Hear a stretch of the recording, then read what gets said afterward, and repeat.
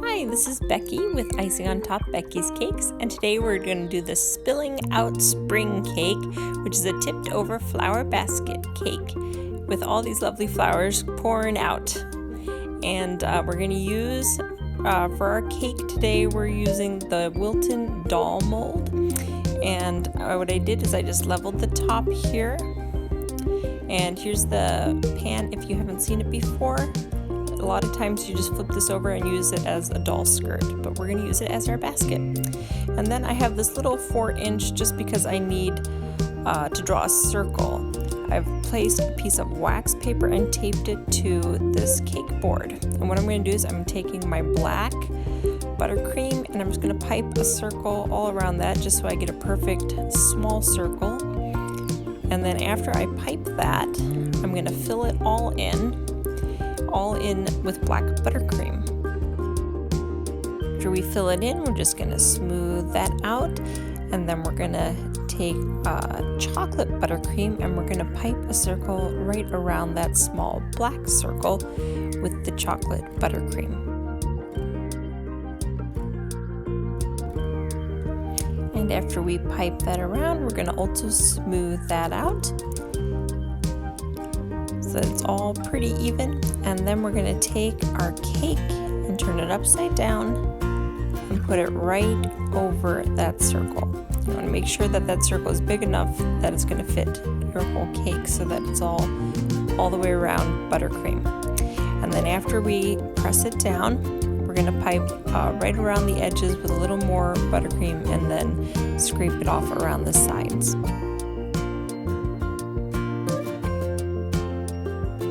And once that's done, we're going to take our serrated knife and we're going to cut just a little area here so that we have a flat area to place our cake on the board once we're ready. And then we're going to take our leftover pieces of cake that we cut off, put them in a bowl, pipe a little bit of frosting in there, and then we use our blender to blend them up into those little cake crumbs there. We're going to set that aside and we put our full cake in the freezer.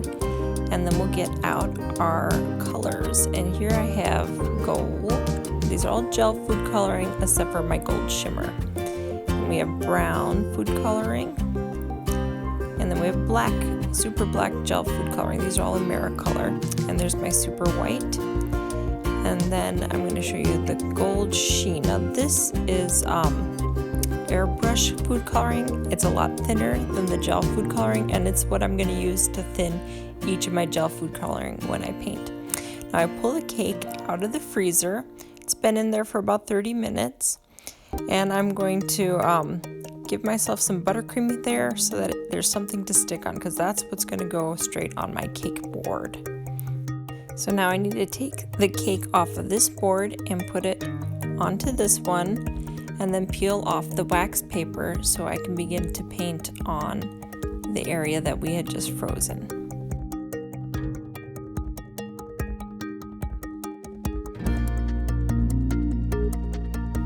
And then gently press it into your cake board so that the back of the cake is lined up with the back of the board here. And then we're going to slowly peel off our wax paper after pressing the cake into the cake board.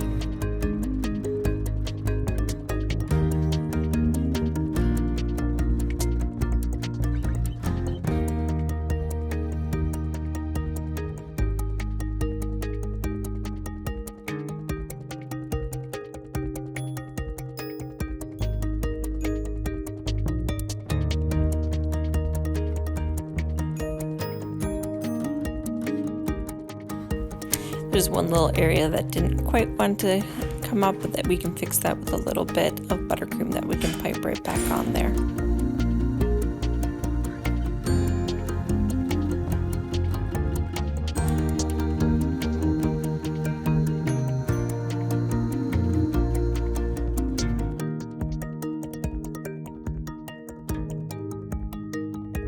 Next, we're going to get our bowl of cake crumbs that we had mixed with frosting and made into like cake pops. We can mold that into whatever shape we want now. So we're going to put that right at the base so that when our flowers come spilling out, they'll have something a little higher to come out from. So we're going to press that right in the bottom area of their cake here.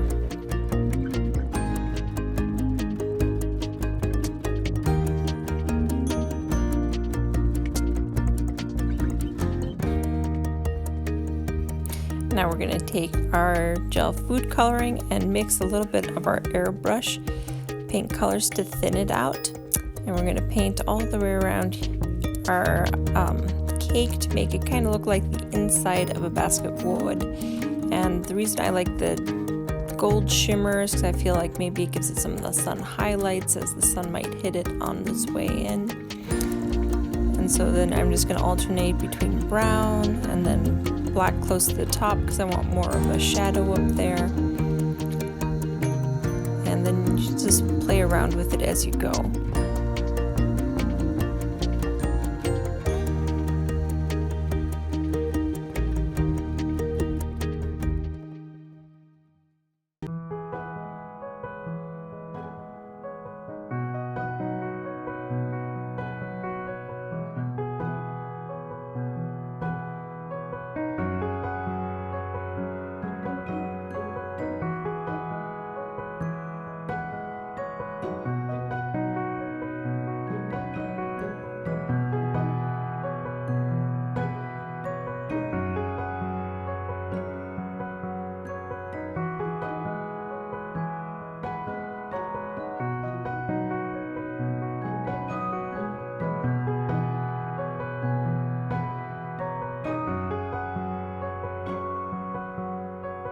Next, we're going to get out our basket weaving tip and we're going to start piping the basket weave.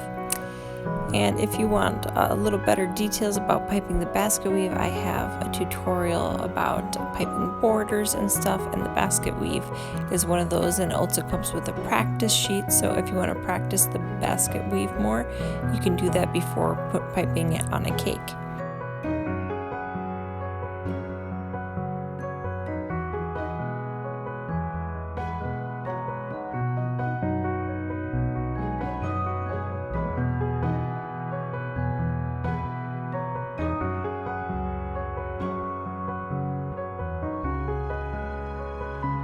Now I'm just giving the rope border that Wilton did in that piping video all around the top to make it look like the top of a basket where it's all kind of tied together.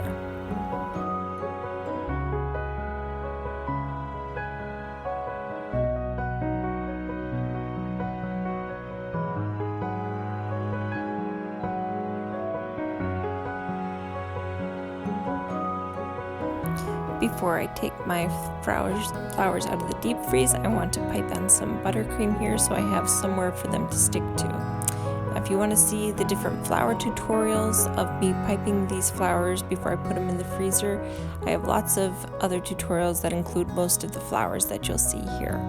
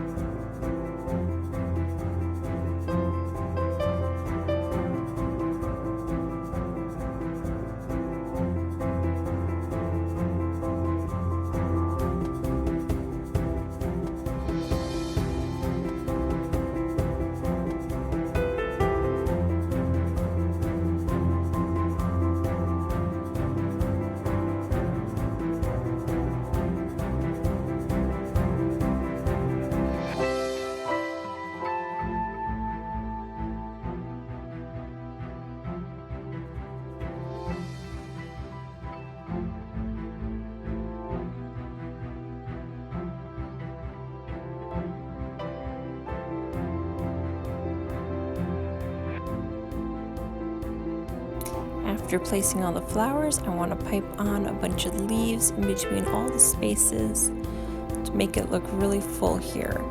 And also right on top where the flowers are, I piped just a little bit of freehand flowers up there too, just so I had a few tiny ones in the distance also.